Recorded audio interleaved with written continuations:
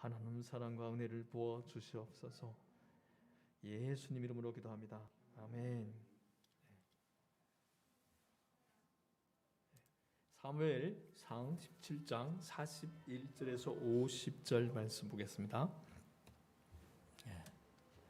우리 익숙한 본문입니다. 우리 함께 읽겠습니다. 그 블레셋 사람도 방패든 사람을 앞세우고 다윗에게 점점 가까이 다가왔다. 그 블레셋 사람은 다윗을 보고 나서 그가 다만 잘생긴 홍한 소년에 지나지 않는다는 것을 알고는 그를 우습게 여겼다.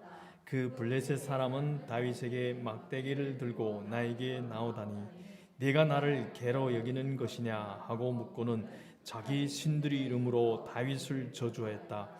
그 블레셋 사람이 다윗에게 말하였다. 어서 내 앞으로 오너라. 내가 너희 살점을 공중이 새와 들짐승이 밥으로 만들어 주마. 그러자 다윗이 그 블레셋 사람에게 말하였다.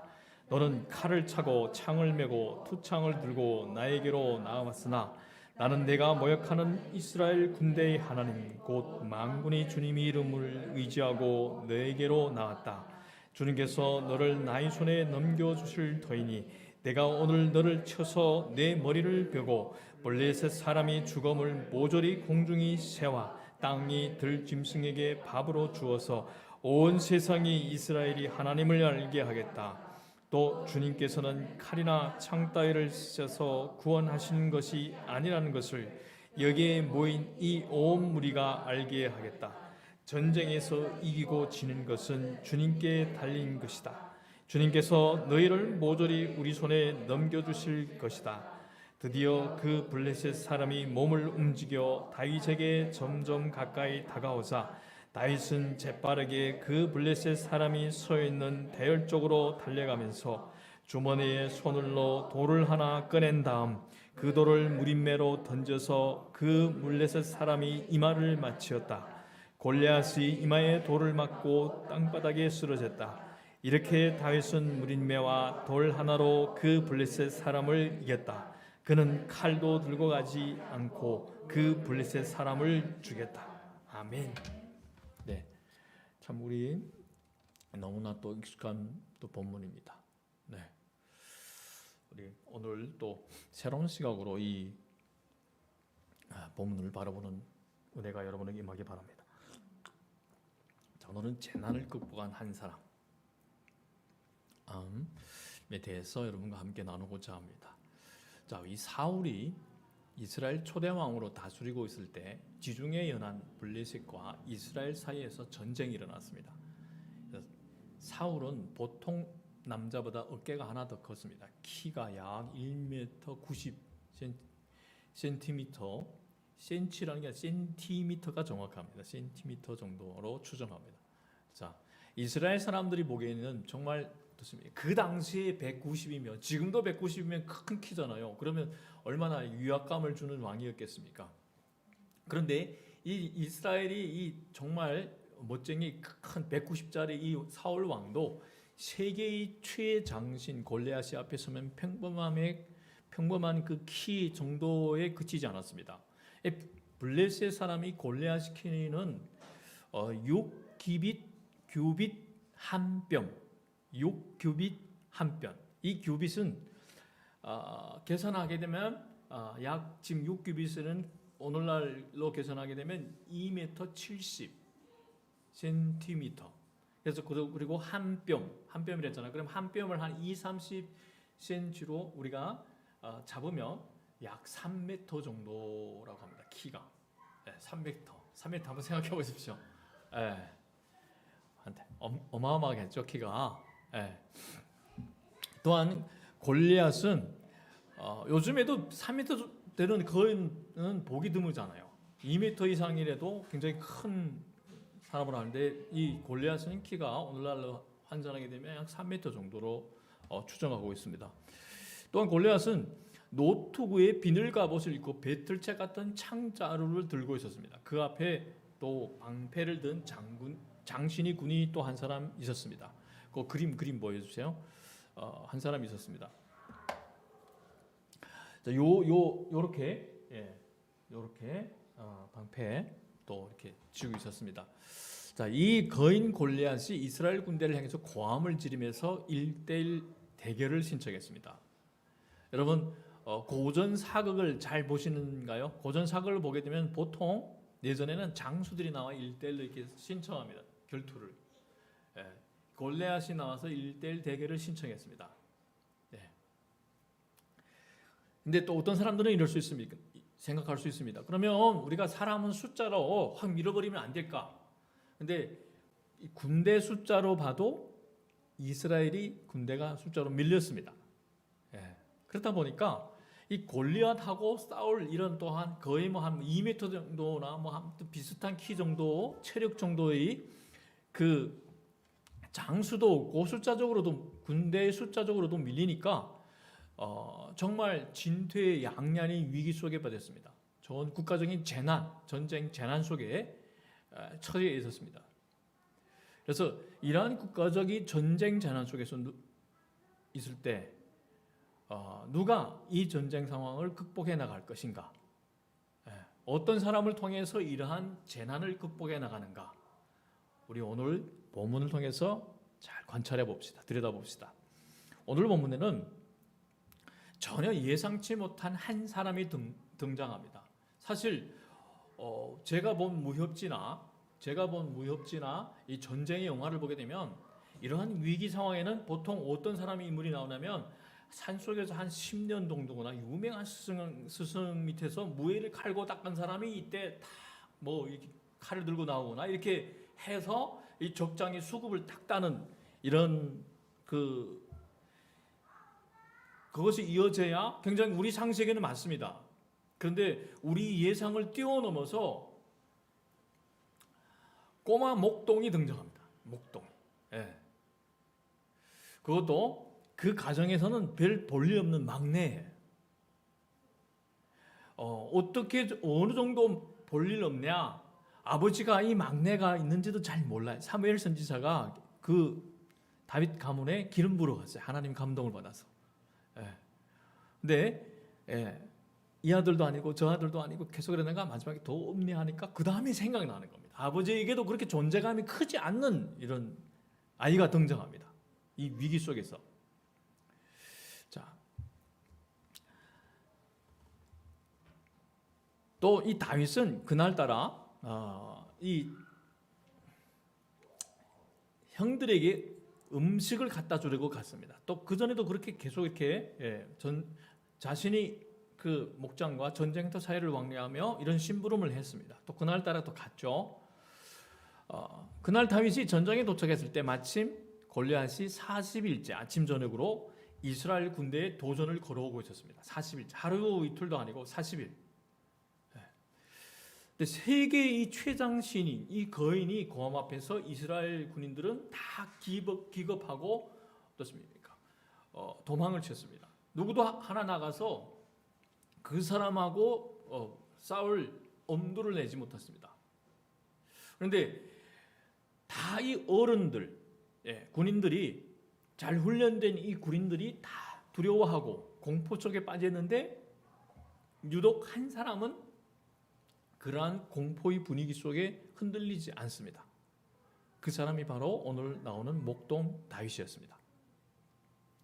다윗이 사무엘상 17장 26절을 보게 되면 다윗은 다짜고짜로 이렇게 말합니다. 저 블레셋 사람을 죽이고 이스라엘이 받는 치욕을 씻어내는 사람에게는 어떻게 해줍니까?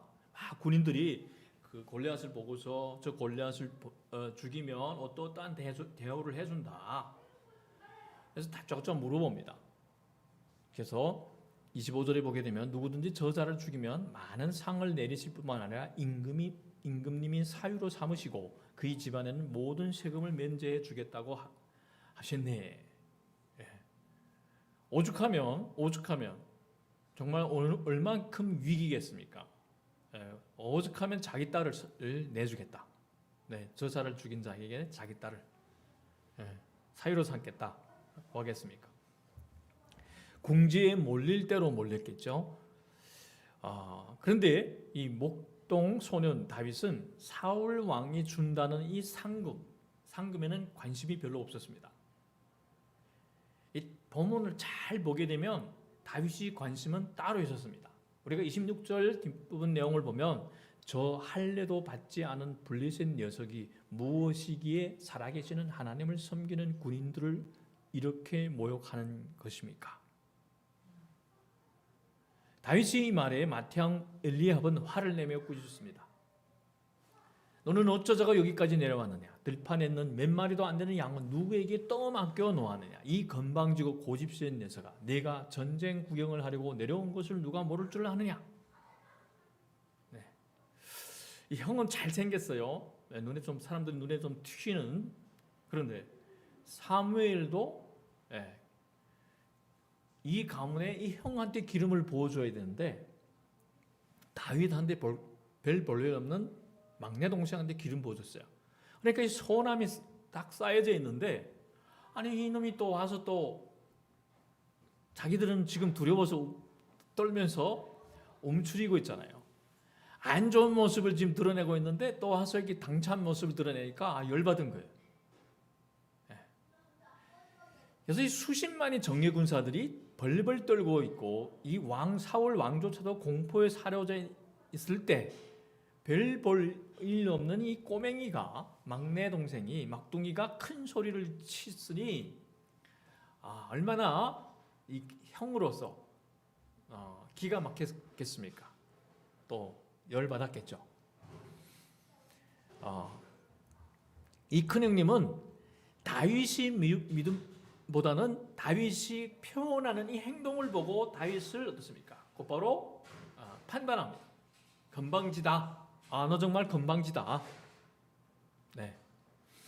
하지만 다윗은 조금도 주눅이 들지 않고 이렇게 대듭니다. 내가 무엇을 잘못하였다는 겁니까? 물어보지도 못합니까? 소년 다윗이 사울 왕, 이 소식이 사울 왕의 귀에까지 들렸습니다. 그래서 목동 다윗이 드디어 사울 왕과 1대1로 대면하게 되었습니다. 우리가 두 사람이 대화를 살펴보면 32절에 누구든지 저자 때문에 사기를 이뤄서는 안 됩니다. 임금님이 종인 제가 나가서 저 블레셋 사람과 싸우겠습니다. 몇십만 정예 군사가 다 움츠려서 떨고 있는데 이 어린아이가 이렇게 이야기합니다. 그런데 이 사울 왕은 저자는 평생 군대에서 뼈가 굵은 자이지만 너는 아직 어린 소년이 아니냐 합니다. 그러니까 사울 왕도 결국에는 현상에 휘둘립니다. 그래서 다윗이 34, 37절에서 이렇게 말합니다. 임금님이 종인 저는 아버지 양떼를 지켜왔습니다. 사자나 곰이 양떼에 달려들어 한 마리라도 물어가면 저는 곧바로 뒤쫓아가서 그놈을 쳐 죽이고 그 입에서 양을 꺼내어 살려내곤 하였습니다. 그 짐승이 저에게 덤벼들면 그 턱수염을 붙잡고 때려 죽였습니다. 제가 이렇게 사자도 죽이고 곰도 죽였으니 저 할례 받지 않은 블레셋 사람도 그 꼴로 만들어 놓겠습니다. 살아계시는 하나님의 군대를 모욕한 자를 어찌 그대로 두겠습니까? 사자의 발톱이나 곰의 발톱에서 저를 살려주신 주님께서 저 블레셋 사람이 손에서도 틀림없이 저를 살려주실 것입니다. 자, 고집이 센 아이니까 야, 너 가지면 안 돼. 너는 아직 어린 아이지 않니? 그런데 계속 가겠다고 하니까 그렇다면 나가도 좋다. 주님께서 너와 함께 계시길 바란다. 그래, 너 그냥 정 그렇게 죽고 싶으면 설치되고 싶으면 설치봐. 근데 우리가 여기서 잘 관찰해 보면 다윗이 사울 왕에게 이 말한 34, 37절은 군인들에게 했던 말과 맥이 같이 흐릅니다. 다윗은 계속 저 할례 받지도 않는 블레셋 녀석이 무엇이기에 살아계시는 하나님을 섬기는 군인들을 이렇게 모여가는 겁니까? 이 말은 당시 사울 왕이나 다윗이 맏형이나 모든 군인들이 놀라고 또 놀랄 만한 고백입니다. 자, 시골 소년이, 별 볼일 없는 시골 소년이 무슨 배짱으로 이런 큰 소리를 칠까? 이것은 보통 사람으로서는 도무지 이해할 수도 없고 정말 불가능한 일입니다. 자, 도대체 이 목동 소년에게는, 목동 소년, 이 시골 소년, 내게 이 다윗은 어디서 이런 용기가 나왔을까? 왜 많은 그 사람들, 잘 훈련된 사람들은 그 현상에 휘둘려서 다 겁먹고 있는데, 골리앗 앞에서 쫄아 있는데, 이 아이는 왜 겁 없이 이런 고백을 하고 그런 호언장담을 할까? 체격으로나 우리가 외형적인 외적인 조건으로 봤을 때는 체격으로나 전투 경험으로 그 무엇으로도 다윗은 결코 골리앗이 상대 감이 아니었어요. 마치 이것은 그렇겠죠. 저와 영준이,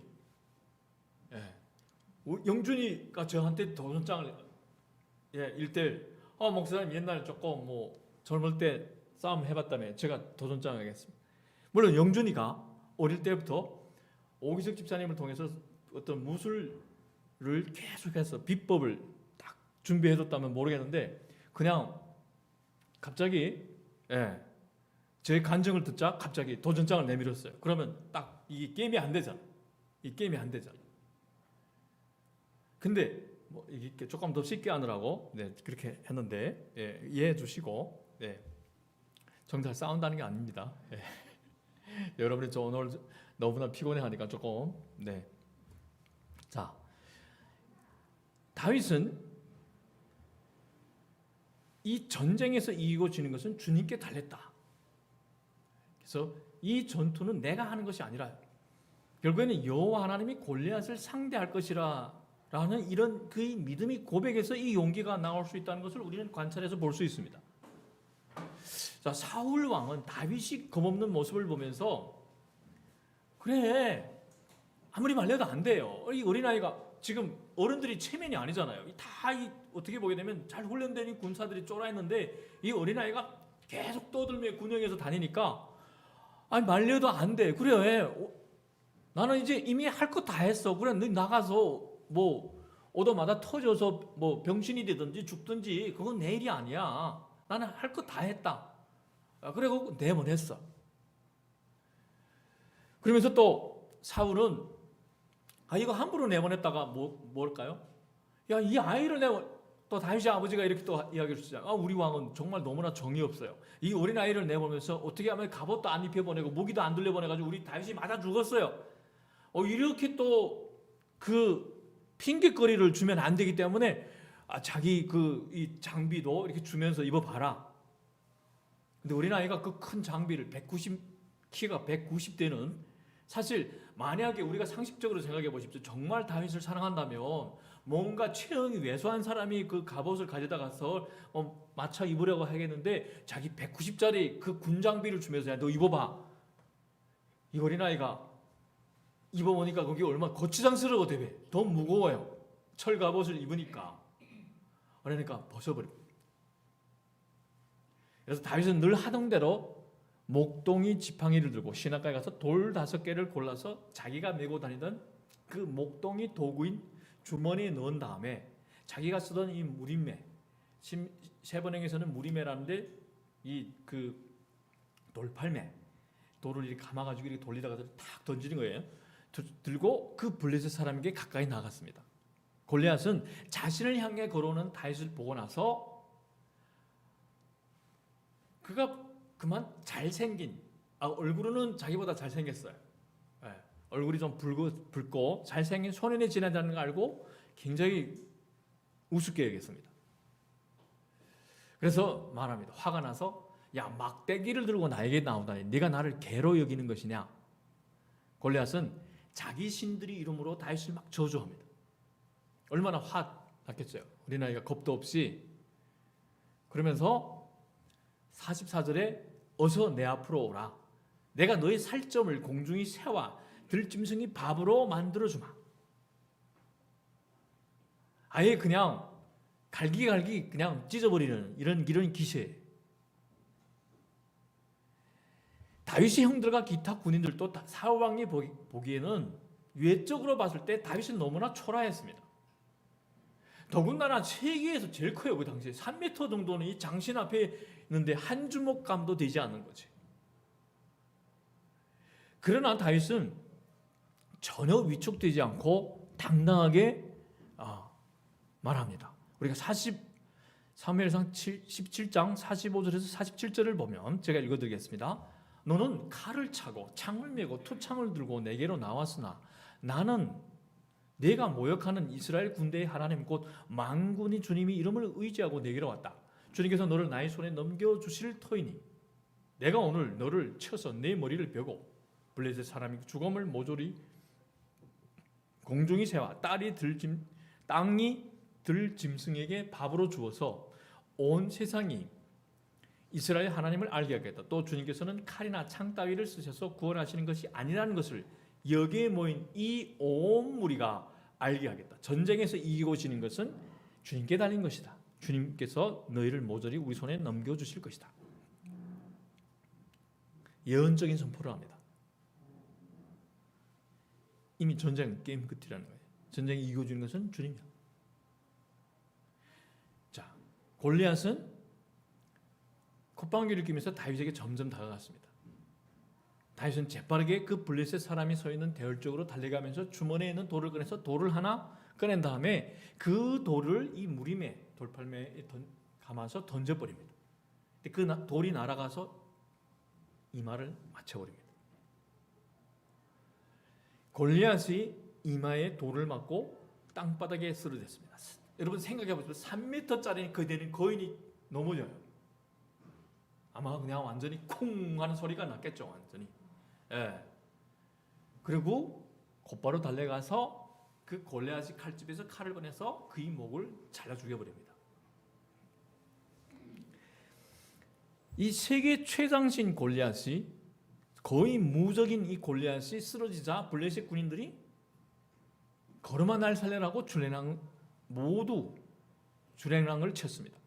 이스라엘과 유다 사람들이 일어나 막 그다음에 떨고 있던 사람들이 골리앗이 넘어지니까 사기가 나서 함성을 지르며 블레셋 사람들을 쫓아가서 성경에 보게 되면 가이를 지나 에그론 성문에까지 이르렀다 했습니다.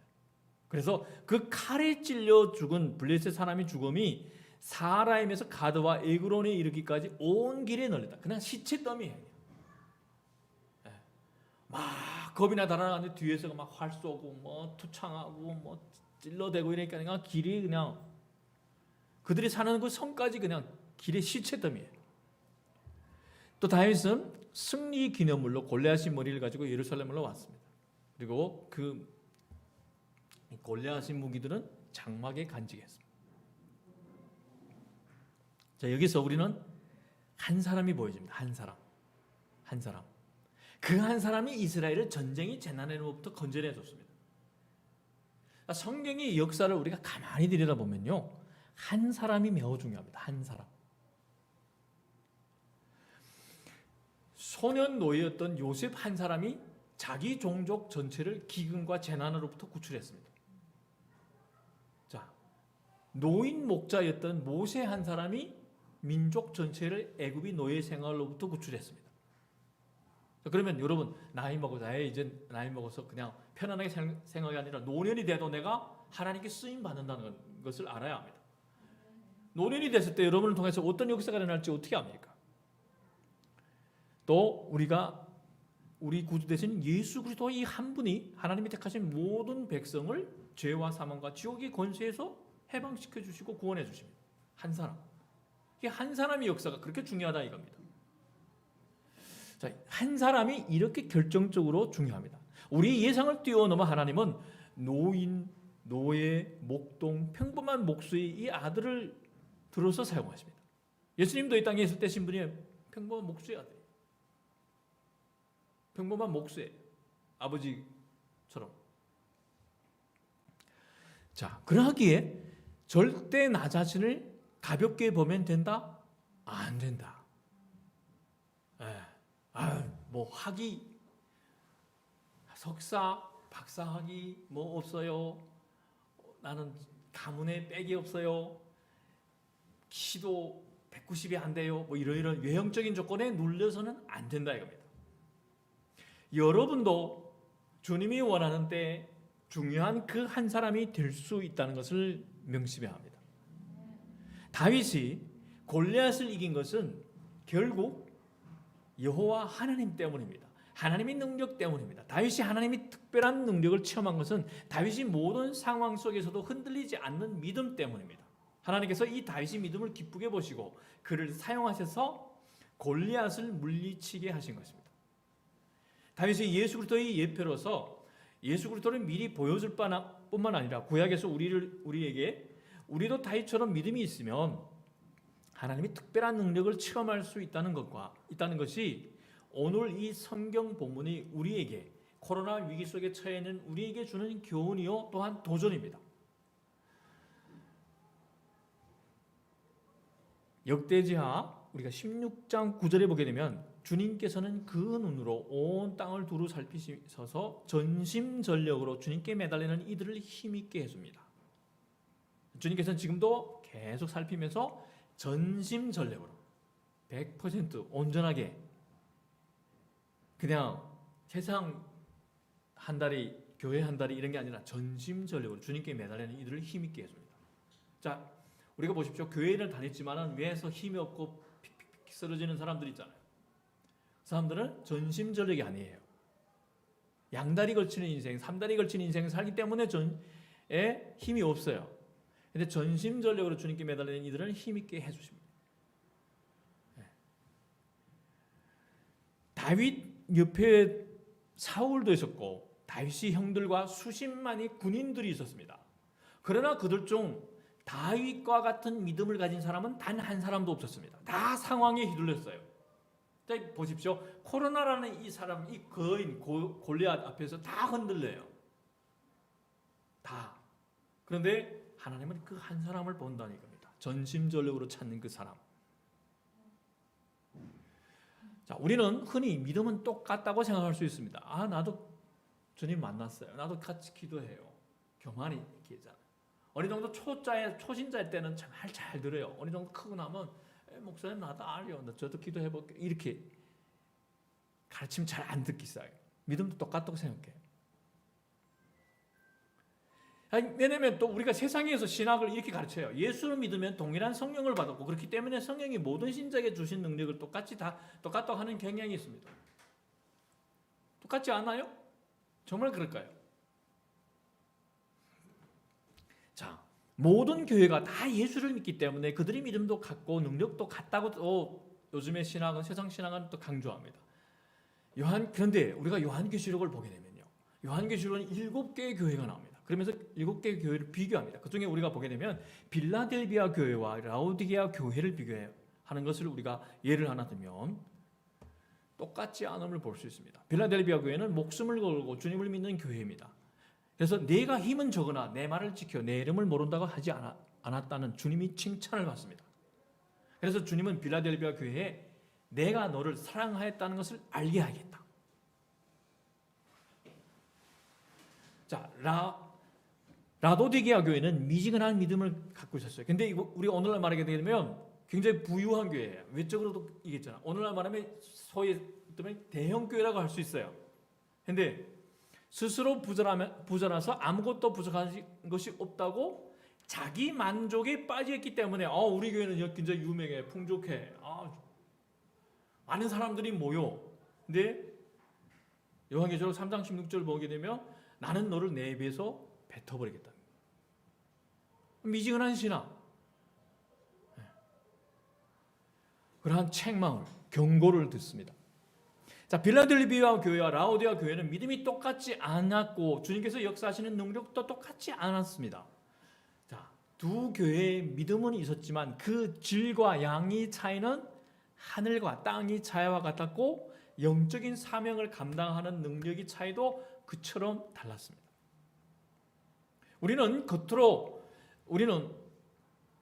보이는 화려한 믿음보다는 보여지는 믿음보다는 남에게 인정받고 저 사람은 얼마나 교회에서 저 헌신 잘해요, 봉사 잘해요, 너무너무 믿음이 좋아요. 이러한 이빨린 이런 칭찬과 인정을 갈망하지 말고 우리는 질적으로 바른 믿음을 가져요. 내가 지금 주님 앞에 인정받을 수 있을까? 그리고 질적인 바른 믿음을 우선시하면서 양적으로 큰 믿음으로 성장해야 됩니다. 십자가 보고. 자, 그렇다면 골리앗을 쳐부신 다윗의 믿음은 질적으로 양적으로 어떤 믿음이었을까? 우리가 앞서 살펴본 대로 다윗의 믿음은 사람들에게 대화할 때 그 말투에 잘 나타나 있습니다. 여러분께서 말투를 조심해야 됩니다. 내가 보기에는요, 이렇게 하는 게 아니라 주님 기도, 말씀과 기도를 할 때는 주님께서요, 예수님께서 배어 있어요. 주님과 인격적인 교제 있잖아요. 여러분 서로 사랑해 보십시오. 서로 사랑하면 부부간에 너무 진한 사랑의 관계 있으면 우리 사랑하는 남편, 우리 사랑하는 아내, 서로 이렇게 고백하는 거지. 관계가 안 나쁘면 안 들어가대요. 그 사람 이렇게 진한 관계냐 아니냐 이 말투에서 나타납니다. 자, 우리가 그러면 봅시다. 제가 그러면 제 상상을 하는 게 아니라 군인들과의 대화를 보게 되면 군인들과 대화를 할 때 다윗이 어떻게 말하는가 보게 되면 26절에 저 할례도 받지 않는 블레셋 녀석이 무엇이기에 살아계신 하나님을 섬기는 군인들을 이렇게 모욕하는 것입니까? 그럼 사울 왕과의 다윗이 하는 대화를 살펴보면 임금님이 종인 저는 아버지 양떼를 지켜왔습니다. 사자나 곰이 양떼에 달려들어 한 마리라도 물어가면 저는 곧바로 뒤쫓아가서 그 놈을 쳐 죽이고 그 입에서 양을 꺼내어 살려내곤 했습니다. 그 짐승이 저에게 달려들면 턱수염을 붙잡고 때려 죽였습니다. 제가 이렇게 사자도 죽이고 곰도 죽였으니 저 할례받지 않은 블레셋 사람도 그 꼴로 만들어 놓겠습니다. 살아계신 하나님 군대를 모욕한 자를 어찌 그대로 두겠습니까? 사자의 발톱이나 곰이 발톱에서 저를 살려주신 주님께서 저 블레셋 사람의 손에서도 틀림없이 저를 살려주실 것입니다.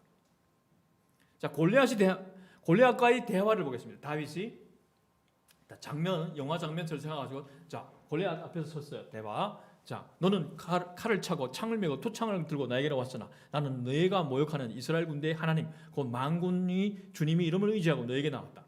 주님께서 너를 나의 손에 넘겨주실 터이니 내가 오늘 너를 치어서 네 머리를 베고 블레셋 사람의 죽음을 모조리 공중이 새와 땅이 들짐승에게 밥으로 주어서 온 세상이 이스라엘의 하나님을 알게 하겠다. 또 주님께서는 칼이나 창 따위를 쓰셔서 구원하시는 것이 아니라는 것을 여기에 모인 이 온 무리에게 알게 하겠다. 전쟁에서 이기고 지는 것은 주님께 달린 것이다. 주님께서 너희를 모조리 우리 손에 넘겨주실 것이다. 자, 우리가 다윗이 군인들과의 대화, 사울 왕과의 대화, 골리앗과의 대화를 우리가 봤습니다.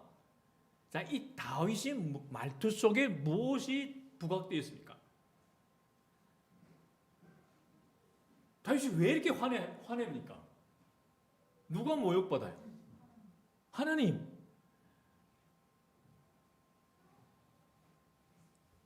여호와 하나님이 백성이 부각됩니다. 자, 다윗은 하나님의 이름이 욕먹는 것을, 이방 사람이 하나님의 이름을 모독하는 것을 견딜 수 없었습니다.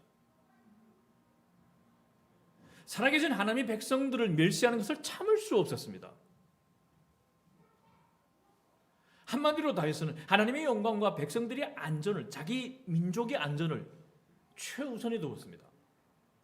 하나님을 경외하고 자신의 민족을 사랑했기 때문입니다. 내가 우리 교포들한테도 이야기해. 하나님을 사랑하면 우리 민족을 사랑해요.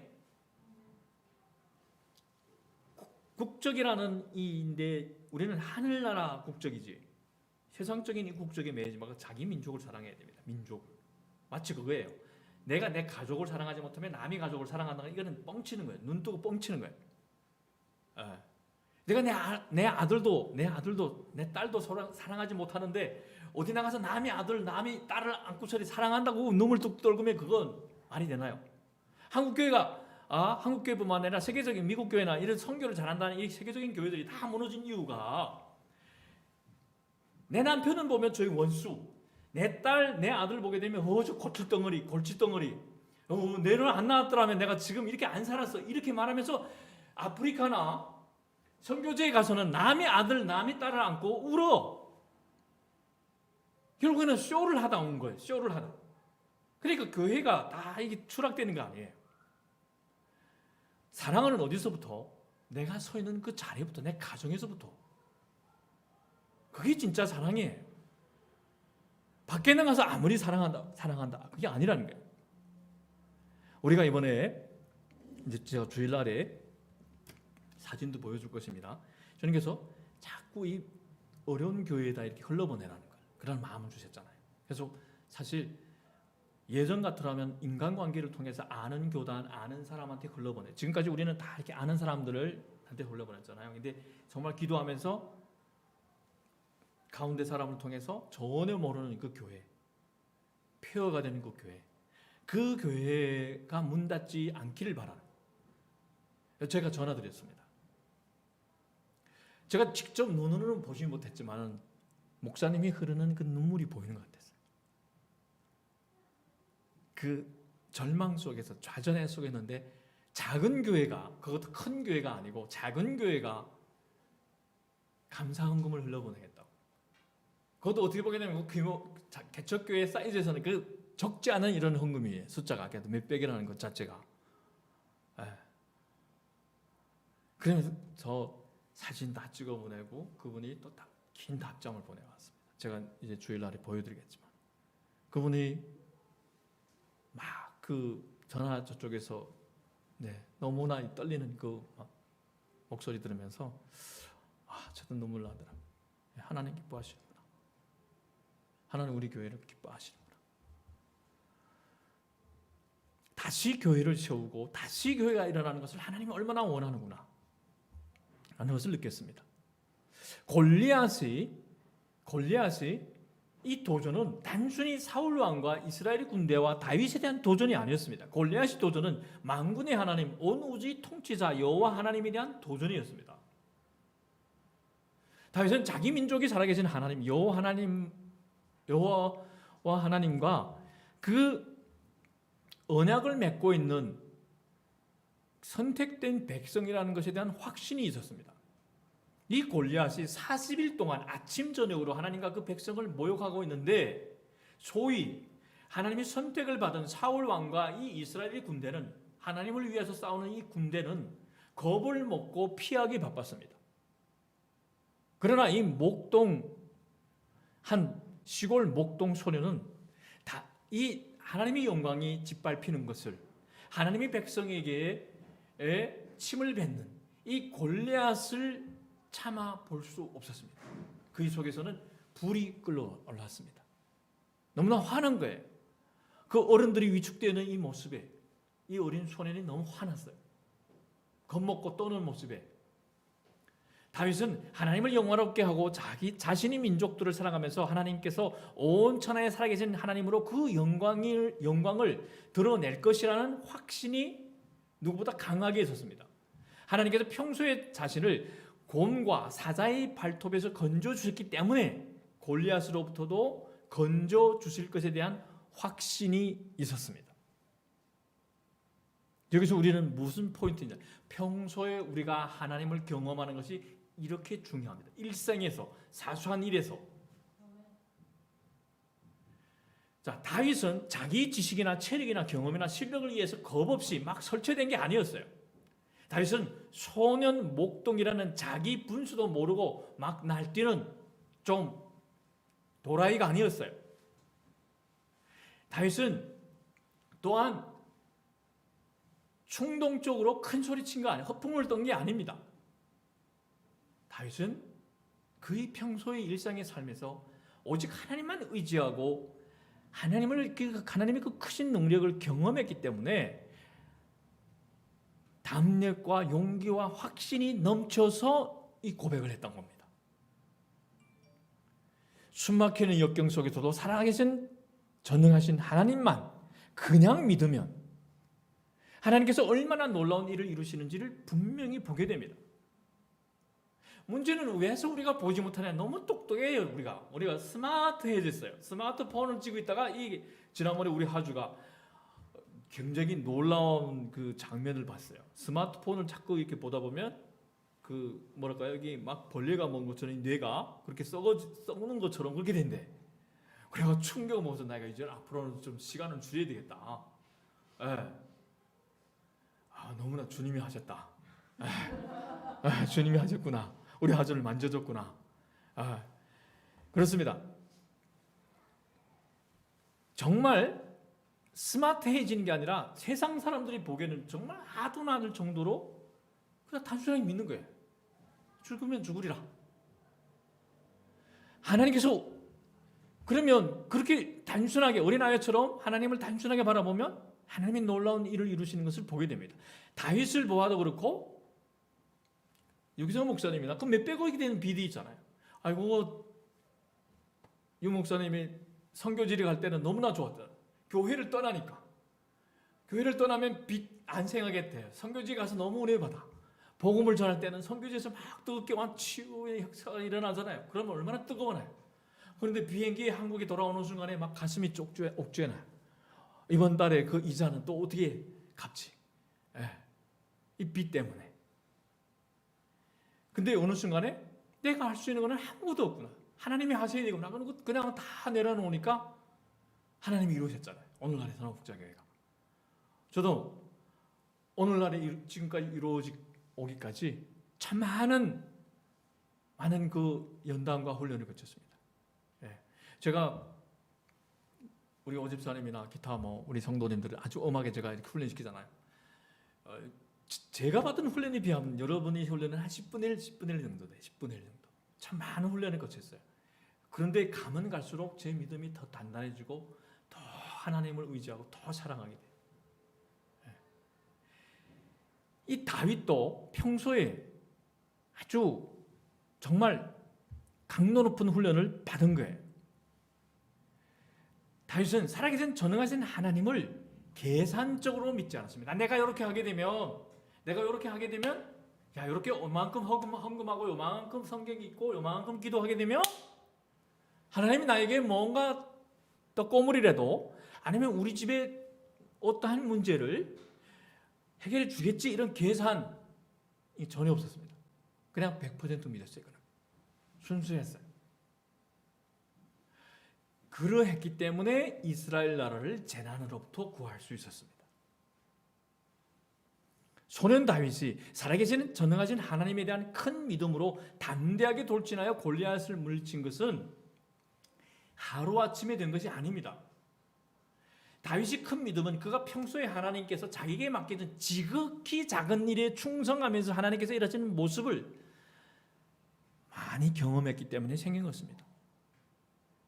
누가복음 16장 10절에 지극히 작은 일에 충실한 사람은 큰 일에도 충실하고 지극히 작은 일에 불의한 사람은 큰 일에도 불의하다.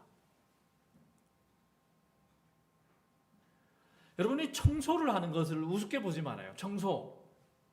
이 청소하는 게 쓰레기 하나 치우는 게 있잖아요. 정말 하나님을 사랑하는 마음으로 이게 치우는 게 있잖아요. 이 작은 일 같잖아요. 아니야. 성전을 사랑하는 마음, 주님을 사랑하는 마음이 없으면 못해요. 예전에 제가 오집사님한테 이랬어요. 3년 청소해라. 성전을 겸손하게 3년 청소하면 주님 앞에 겸손하게 산다. 근데 지금 3년 넘었는데 계속 청소하고 있어요. 우리 정자매도 그렇고 주님이 몸된 교회를 다윗이 지극히 작은 것에서부터 어떻게 믿음을 키워내가 하는 것은 사울 왕과의 이 대화에서 우리는 잘 나타나는 것을 우리는 봤습니다.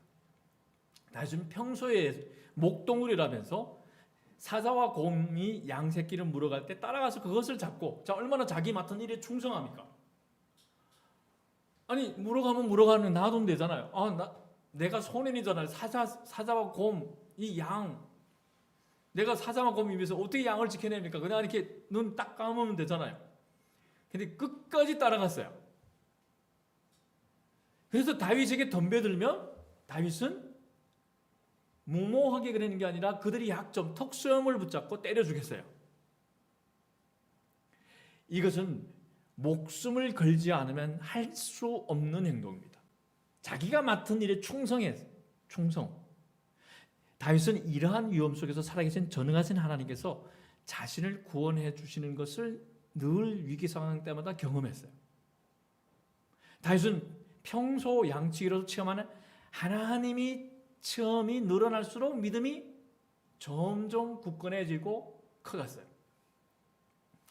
다윗은 자신이 체험했던 이 살아계신 전능하신 하나님께서 골리앗과의 대결에서도 자신을 구원해 줄 것을 믿었습니다. 37절에서 사자의 발톱이나 곰의 발톱에서 저를 살려주신 주님께서 저 블레셋 사람의 손에서 틀림없이 저를 살려주실 것입니다.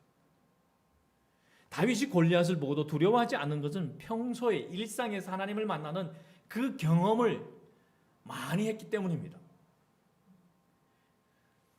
다윗이 그냥 기도 한번 하고 불 한번 딱 받고 과대망상증에 빠져서 나 그냥 뭔가 팍 터질 거야, 나 큰일 할 거야, 나는 그냥 이렇게 과대망상증에 빠진 게 아니에요.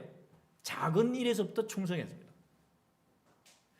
우리가 신학교에 가게 되면 그 신학교에 들어오는 부류들이 다 넥타이 딱 매고 이래 있으면 주일날에 이렇게 큰 교회에서 보게 되면 성도님들이 쫙 갈 때 이렇게 인사하잖아요. 그러면 성도님들 아이고 목사님, 전사님, 그냥 또 가끔씩 또 선물도 사주고 이러니까 그런 모습을 보고 나도 대접받기 위해서 신학생의 길을 가야 되겠다. 그래서 저희 때는 지금은 신학생이 막 적어서 모집하기 어려운데 저희 때는 그 모습을 보고 야 나도 저렇게 대접받아야 되겠어. 목사 되니까 저렇게 대접받네. 저희가 신학교 갈 때는 제일 좋은 직업 중에 손가락 3위 중에 하나가 목사였어요. 그래서 그 신학교보다 이 신학생이 넘쳐났어요. 저희 학년에도 한 60-70명 됐어요. 온갖 나이 부류가 있잖아요. 20대 초반에서 60대까지 다 있어요. 직장 생활하다 힘드니까 다 때려치고 또 오고 막 기도하다가 불 받았다고 오고. 그런데 신학교 가서 하는데 전도사부터 우리가 교육전도사라고 합니다. 교육전도사 하는 게 뭐냐면 쓰레기부터 치우는 것부터 허드레 일이잖아요. 그래서 그런 말이 있습니다. 전도사는 코끼리도 냉장고에 집어넣는다. 전도사는 못하는 거. 하나님 다음에 전능하는 게 전도사예요. 전도사는 목사가 말하게 되면 무조건 예스예요. 노 하게 되면 당장 잘려 가. 그때는 그 큰 교회들마다 내가 사역자가 되겠습니다. 완전히 그 줄을 섰어요.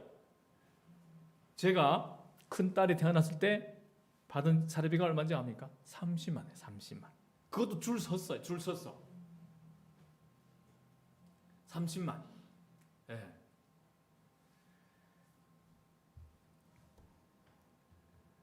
그러한 이런 수많은 사람들이 어떠한 이런 정말 착각 속에서 왔다가 이런 쓰레기 치워라. 그 다음에 섬기는 성도들 섬기는 일을 하고 이런 일을 할 때 에이 내가 이런 일을 하자고 신학 공부 세상 직장 때려치우고 신학 공부하러 왔어요. 우리 동기들 가운데서도 3분의 2가 떨어져 나갔어요. 에이 내가 치사하게 이렇게 여기서 그냥 허드레일라 하고 장로들이나 권사들이나 이런 눈치나 보고 목사의 꼬봉이나 대사고 왔어? 3분의 2가 때려쳐. 근데 지극히 작은 것에 충성하는 자. 이것이 우리가 해야 할 일이구나. 이것이 연단의 과정이구나. 섬기는 과정에서 내가 통과해야 할 여정이구나. 네. 그러면 집회, 큰 교회에서는 산상성이나 여름에 이런 집회 예전에 많았습니다. 그러면 우리가 먼저 갑니다. 청소 다 해놔. 그리고 성도들이 그거 먹고 자고 한 쓰레기들 다 치워. 네. 성도들은 은혜 받고 다 가요. 네. 우리가 다 해. 전도사들이 못할 일이 없는 전도사들이 다 해. 근데 그 과정이 하나님을 붙들게 하더라 이겁니다. 지극히 작은 일에 충성된 자. 다윗은 그저 이 믿음을 자기 그냥 말로만 몸짓으로만 어떤 척하면서 흉내만 낸 것이 아닙니다. 다윗은 실제 생활 속에서 하나님을 인격적으로 만나서 하나님에 대한 그 믿음이 날의 날마다 점점 커져갔던 겁니다. 그런 삶에서 집에서도 무시당했잖아요. 존재감도 없는 그 광야에서 누가 지켜줍니까? 하나님을 의지할 수밖에 없는 그 상황에서 하나님을 붙들었습니다. 경험했습니다. 자, 우리가 난세의 영웅이 난다는 말이 있습니다. 로안스 초잉슝이란 말이 있어요. 난세. 자, 난세. 지금 난세입니다. 여러분 이거 오늘 잘 들으면 여러분이 이 난세의 또 인물이 될 수도 있어요. 아멘, 아멘, 아멘. 자, 난세에 갑자기 영웅이 나는 게 아니라 평소에는 숨어 있다가 난세에 드러난다 이겁니다. 어려서부터 생활 속에서 살아계신 전능하신 하나님에 대한 믿음으로 교육과 이런 훈련을 받고 하나님을 체험하면 믿음이 점점 더 자라게 되는 겁니다. 일상에서 하나님과의 인격적인 교제를 누릴 수 없으면 믿음이 큰 인물이 될 수 없습니다. 평소에 살아계신 하나님과의 만남과 교제가 없으면 조금만 좌절과 절망이 몰려오면요, 하나님이 살아계시에 대한 기대를 안 하고 의지하려 안 하고 폴싹 그래서 에라 모르겠어요. 그냥 하나님 될 대로 되라죠. 이게 뭡니까? 원망, 불평. 이스라엘 출애굽에서 이스라엘 백성들 그 꼴이 되는 거예요.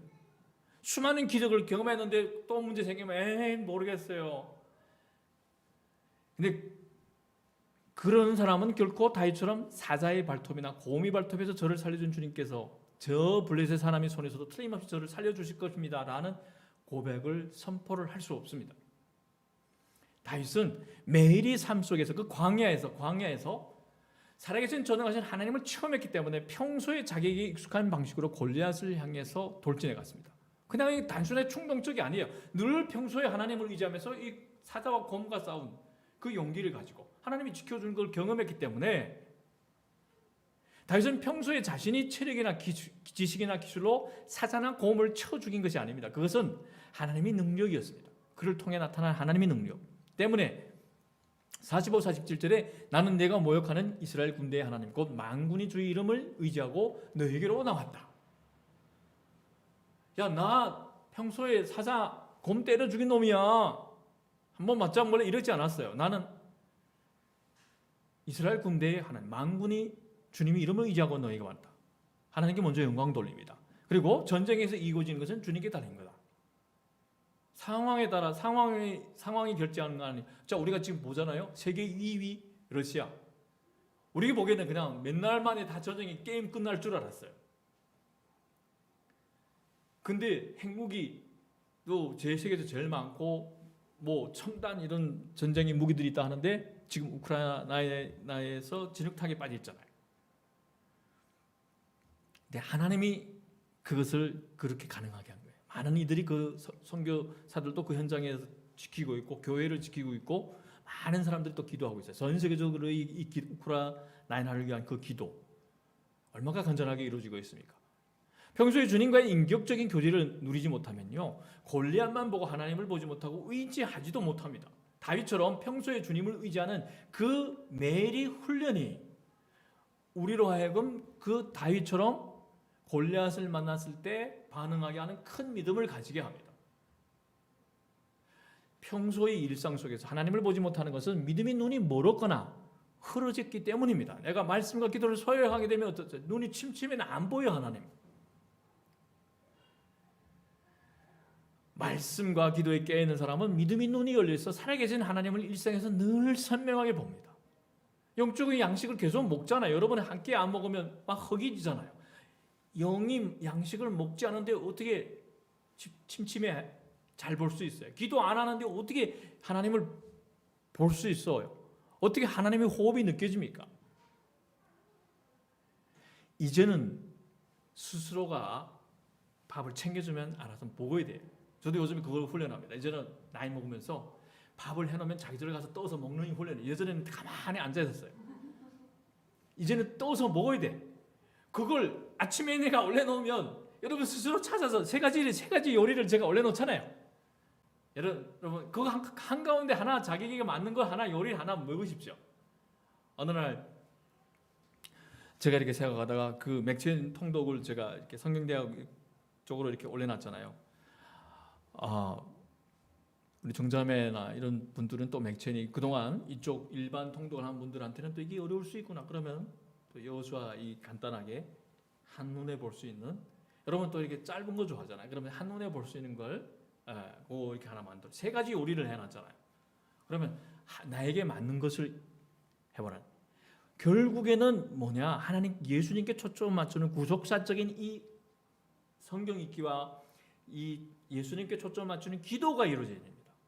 그래야만이 이 위기 속에서 반응을 합니다. 예수님께 맞춰지지 않으면 우리는 상황에 따라서 흔들립니다. 무너집니다.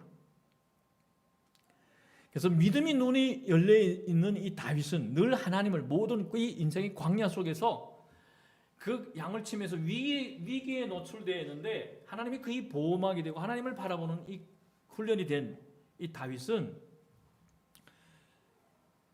믿음의 눈이 열려졌기 때문에 골리앗을 보지 않았어요. 그 뒤에 어떻습니까? 우리 대상 대신인 군대 대신은 여기에 보게 되면 이 그림이 잘 되어 있더라고요. 여호와의 군대를 바라본 거예요. 나와 함께하는. 우리 대상 대신은 예수님을 바라본 거예요. 자, 이론이 하나님이 아니라 살아계시는 하나님을 보는 믿음이 큰 믿음입니다. 오늘날에 우리는 이론으로 지식으로 무장된 믿음으로 가진 사람이 너무 많아요. 함부로 막 해석해요. 소위 교수라는 이런 타이틀 걸고 기도해요. 말씀 살아내요. 안 해요. 1시간 기도 하나만 무릎 아파서 못해요. 이 세상이 그 어떤 것보다 더 크고 더 선명하게 하나님을 볼 수 있는 믿음이 바로 큰 믿음입니다. 상황에 따라 흔들리지 않고. 왜 굳이 하나님입니까? 하나님은 전쟁을 주관하실 뿐만 아니라 온 우주를 통치하시는 진정한 전능자이시기 때문입니다. 자, 정권이 바뀌었어요. 예, 미국하고 또 가까이 보낸대요. 중국하고 또 관계가 어려워질 수도 있습니다. 그런데 하나님은 상황을 바꿔놓을 수도 있어요. 역전시킬 수도 있어요. 표정을 보지 필요가 없어요. 제가 중국에다 전화를 하게 되면 다들 걱정돼 합니다. 친미 정권이 이루어져서 중국과의 관계가 막 긴장해질 수 있다는데 중국에서 그렇게 막 또 홍보하고 있나 봐요. 근데 우리는 상황을 띄워놓으면 됩니다. 상황. 다 하나님의 이유가 있겠죠. 하나님의 역사하심이 있겠죠. 예. 더 큰 길을 열어줄 수도 있고 딴 길을 열어줄 수도 있고 예. 지금까지 걸어온 게 보게 되면 내 뜻대로 내 계획으로 걸어온 게 아니잖아요. 지금까지 다 주님이 하셨잖아요. 이 세상뿐만 아니라 우리 인생의 승패도 하나님의 손에 달려 있습니다. 저는 날씨가 좋아졌는데 여러분 이렇게 답답하고 이럴 때 가벼운 산길 오늘 여러분 참 잘 다녀오셨습니다. 화담숲 같은 데도 다녀오고 때로는 남한산성 같은 데도 다녀오고 조용한 산길을 걸으면서 기도해 보십시오. 지난 저녁에도 조용한 산길을 걸으면서 사람 없는 곳을 이렇게 산길을 걸어가면서 기도하는데 참 하나님이 조용하게 묵상시키더라고요. 야, 인생의 승패는 모든 것의 승패는 주님께 달려있구나. 하나님은 칼과 창이 아니라 하나님의 이름으로 구원하십니다. 다윗은 이 진리를 우리에게 분명하게 선언합니다. 47절에 주님께서는 칼이나 창 따위를 쓰셔서 구원하시는 것이 아니라는 것을 여기에 모인 이 온 무리가 알게 하겠다. 전쟁에서 이기고 지는 것은 주님께 달린 것이다. 주님께서 너희를 모조리 우리 손에 넘겨주실 것이다. 자, 항공모함을 아무 끌고 다니고 제일 그 초음속 미사일을 막 쏴대고 한다 해도 전쟁의 승패는 그들에게 있는 게 아니라 이 하나님께 있다는 겁니다. 이 러시아하고 우크라이나의 싸움을 보십시오. 게임이 안 되는 싸움이에요. 근데 지금 진흙탕에 빠져 있잖아요. 이 세상은 하나님의 계획 속에서 가는 거지 인간들이 대통령들이 이 세상의 악의 무리들이 이걸 주도해 갈 수 있는 게 아니에요. 오늘 본문을 통해서 우리는 다윗의 형들 이스라엘 군대 사울 왕이 골리앗 앞에서 벌벌 떠는 모습에서 누구의 모습? 내 모습을 발견할 수 있어야 합니다. 코로나라는 이 골리앗 앞에서 나는 다윗의 형들처럼 아니면 이스라엘 군대처럼 사울 왕처럼 그런 모습을 보여주지는 않았는지 우리는 전쟁터에서 공포에 빠진 이스라엘 군인들처럼 이 골리앗의 모습으로 우리 인생을 방해하는 사탄에게 무방비 상태로 있습니다. 지금 대한민국뿐만 아니라 모든 인류는 코로나 사태 앞에서 또 앞으로 언제 다가올지 모르는 이러한 재난에 대한 두려움 속에 잡혀 있습니다. 지금은 그 어느 때보다도 더욱 우리를 죄와 사망과 노예 상태에서 구원해준 예수님을 바라봐야 할 때입니다. 그분을 붙들어야 할 때입니다. 우리가 의지할 능력은 십자가의 능력입니다. 십자가의 능력으로 승리하신 예수님을 바라봐야 합니다. 우리를 대신해서 십자가에서 죽으시고 부활하심으로 죄와 사망과 지옥의 권세를 잡고 있는 사탄을 머리 밟아버리고 승리하신 예수님을 바라보며 의지해야 이기는 자의 삶을 살 수 있습니다. 예수님께서 우리 대신 우리를 대표로 해서 이겼기 때문에 예수님이 승리는 곧 내 승리입니다. 그런데 사탄은 자꾸 우리를 어떻습니까? 현실의 문제에 골리앗, 집에 가면 골리앗, 삶의 직장에 가면 골리앗, 삶의 또 생계의 골리앗, 이 골리앗 가지고 자꾸 우리를 겁주고 두려워주고 믿음을 떠나게 하려고 흔들어댑니다. 그럴 때 우리는 다윗처럼 저 뒤에 있는 하나님의 군대의 대장을 바라봐야 돼요. 하나님을 함께하는 하나님을 바라보고 그 골리앗을 보면서 피식 웃어야 됩니다. 내 물맷돌 하나면 그냥 빡 하고 쓰러질 골리앗 하면서 승리를 외쳐야 합니다. 그러자면 매일매일 말씀을 통하여 믿음이 주요 믿음이 완성자이신 예수님을 바라봐야 합니다. 그건밖에 없습니다. 내가 할 수 있다가 아니라 주님이 하실 수 있다라고 해야 한다는 겁니다. 우리는 스스로 위대한 일을 할 수 있다고 할 수 있다라고 할 수 있는 그러한 강한 존재가 아닙니다.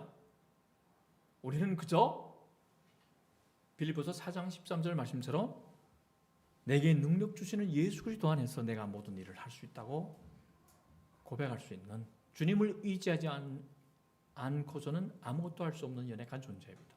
성경은 우리 그리스도인에게 끊임없이 이 인물들을 통해서 믿음의 도전과 인생에 대한 교훈을 주기 위해서 만들어진 책입니다. 불신자들에게 먼저 준 책이 아니라 우리에게 준 책이에요. 이 미리 하나님께서 코로나 사태랑 다 이제 터질 거 아시고 저와 여러분에게 이러한 상황에서 어떻게 믿음이 도전을 하면서 살아갈 것인가 라는 것에 대한 이 교훈을 정리해 준 책이에요. 얼마나 하나님이 우리를 사랑하십니까? 로마서 15장 4절에 무엇이든지 전에 기록한 것은 우리에게 교훈을 주려고 한 것이며 성경이 주는 인내와 위로로서 우리로 하여금 소망을 가지게 하려고 한 것입니다. 그 인물들을 통해서 우리에게 위로를 줍니다. 이길 수 있는 방법을 알려줍니다. 뚫고 나갈 수 있는 길을 보여줍니다. 2022년 벌써 4월 달입니다. 정말 빨라요.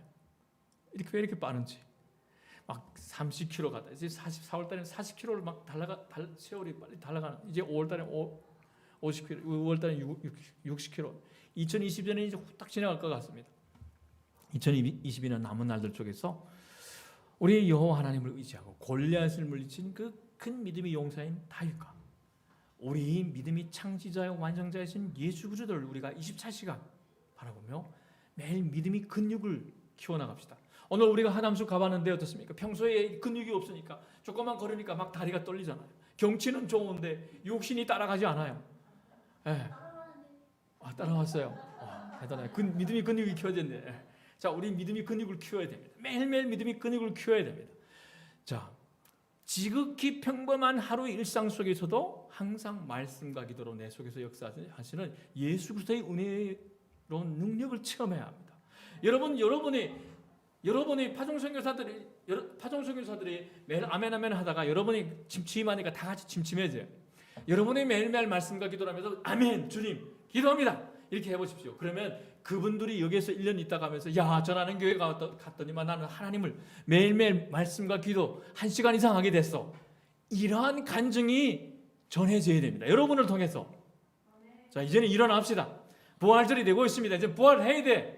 아직도 부활 못하면 언제 부활하겠어? 24년 가서 또 주님 주여 우린 연약합니다. 이러다 그러지 말고 이제는 자 부활절이 다가오십니다. 주님께서 마치 자 이제는 부활하자. 나 좀 증인의 삶을 살자. 일어나라 나의 사랑하는 아들과 딸들아. 너희들이 그 한 사람이 되라. 너희들이 나의 교회를 일으켜 세우는 그 한 사람이 되라. 우리 김 목사가 때로는 말이 딱딱하고 좀 부드럽지 못해서 그렇지만은 그래도 나를 사랑한다. 같이 진정한 교회를 이렇게 세우자. 여러분을 초대하는 그 주님이 초대 아멘으로 화답하는 여러분이 되시기를 주님 이름으로 축복합니다. 아멘. 약해요. 아멘. 아멘. 아멘. 아멘. 자.